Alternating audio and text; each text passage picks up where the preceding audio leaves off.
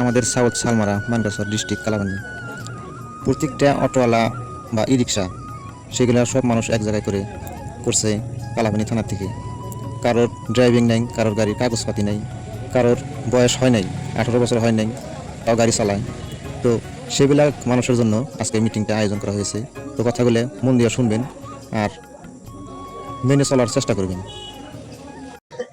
এইখিনি কথা গম পোৱাৰ পিছত ড্ৰাইভিং লাইচেঞ্চ নোহোৱাকৈ আৰু ইঞ্চুৰেঞ্চ নোহোৱাকৈ যদি গাড়ী চলাই এইটো বেয়া কথা। সেইটো কাৰণে আমাক এছ পি ছাৰে কৈছে সকলোকে জনাই দিবৰ কাৰণে যে তেখেতসকলৰ ভালৰ কাৰণে আৰু মানে ছেফটিৰ কাৰণে এটা সময় লৈ লওক। এনেকৈ 7 দিন বান্ধি দিয়া হৈছে। এইকেইদিন কাগজখিনি আপোনালোকে ঠিক ঠাক কৰি লওক। কৰি লোৱাৰ পিছত আমি চেকিং কৰিম। চেকিং কৰাৰ পিছত আকৌ ধৰিলে বেয়া হ'ব। নক'ব যে আমি কোৱা নাই। আপোনালোকে নিজৰ যিখিনি ভাই বন্ধুসকল আছে তেওঁলোকক কৰিও যে এনেকৈ আমাক জনাইছে। আমাক যদি কাগজ নাথাকে তেনেহ'লে আমাক এইটো চেকিঙত ধৰিব, ধৰিলে ফাইন কৰিব।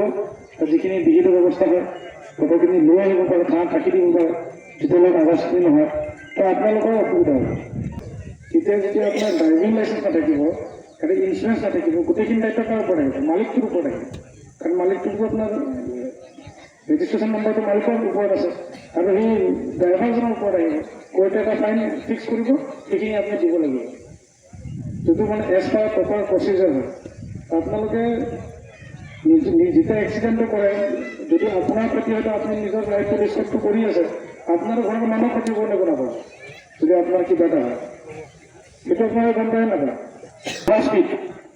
অভাৰ স্পীডত গাড়ী চলালে কি হয়? আমাৰতো এই কালাপানী অঞ্চলৰ বা আমাৰ চাউথ চালমাৰ মানকাছা ডিষ্ট্ৰিক্টৰ যিখিনি ৰাস্তা আছে, ৰাস্তা কিন্তু সৰু সৰু, হয়নে নহয়? এক্সপ্ৰেছ হাইৱেটো ইয়াত নাই, কিন্তু আপুনি প্ৰট'কলত চাব কিমান স্পীডত চলায়।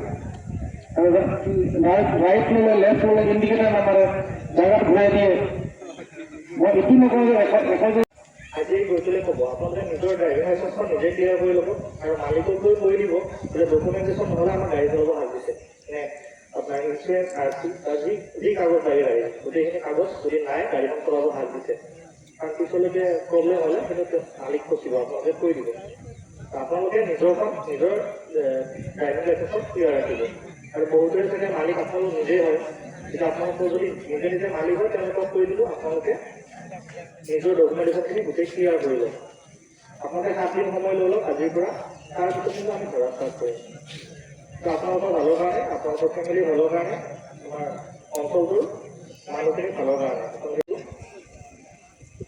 মই একদম ডাইৰেক্ট পইণ্টকেইটা কৈছোঁ আপোনালোকৰ যদি কাৰোবাৰ ড্ৰাইভিং লাইচেঞ্চ নাই আৰু গাড়ীখনৰ যদি ইঞ্চুৰেঞ্চ নাই আৰু যদি RC কিবা প্ৰব্লেম আছে, আপোনালোকে 7 দিনমানৰ ভিতৰত ঠিক কৰি লওক।